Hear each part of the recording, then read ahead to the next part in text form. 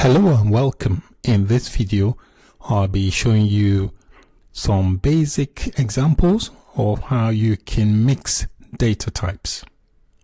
When you are creating certain variables or objects in JavaScript, you can mix the data type. For example, in an array, you can have an array that contains a string and also a number.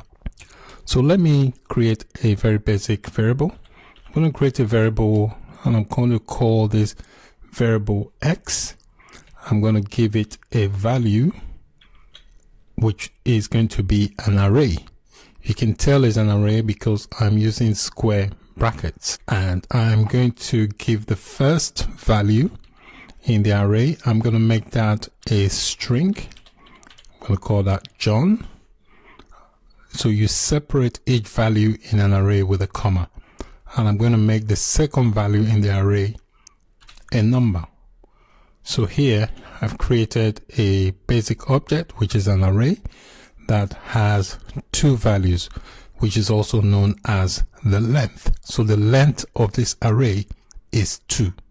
So if I press enter, it comes undefined because I've not referenced it.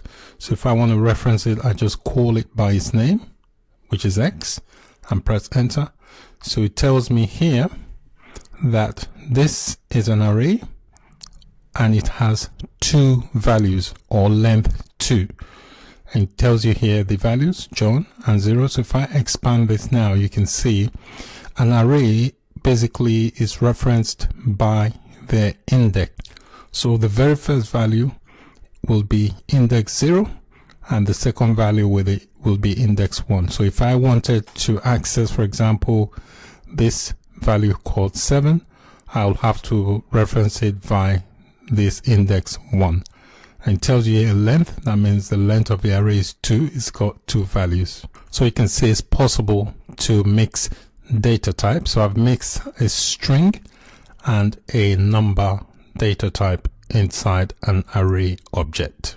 When mixing data types, you also have to be careful because it can lead to some unexpected results. For example, when you are performing calculation, so you got to be careful not to mix a string value and a number value.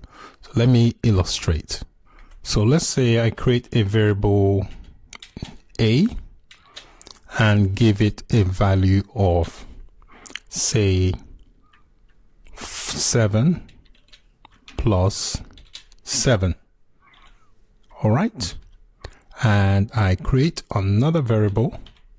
I'll call this variable b, and I'll give this a value of 7 plus 7. So I've got two variables now. If I call variable A will return a value of 14, which is 7 plus 7. If I call variable B, it will return a value of 77. Because the first value is a string, so it uses this plus sign to concatenate or add the 7 to the string. So if I call the variable b now, it will return 77. So you got to be careful when you're doing calculations so as not to mix a string and a number if you don't want unexpected result. It's okay if you're expecting the values that gets returned, but if you're not expecting it, then you need to be cautious when you are mixing a number, for example, and a string.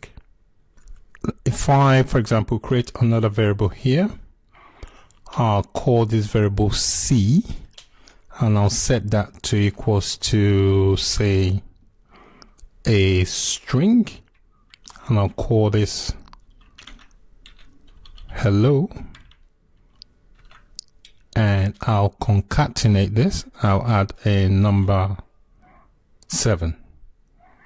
Now if I call this variable c I expect it to return hello 7. Alright, so that's basically how you mix variable, but you gotta be careful when you're doing calculations so you don't get unexpected results. So that's basically it for this video. Thank you for watching, and bye for now.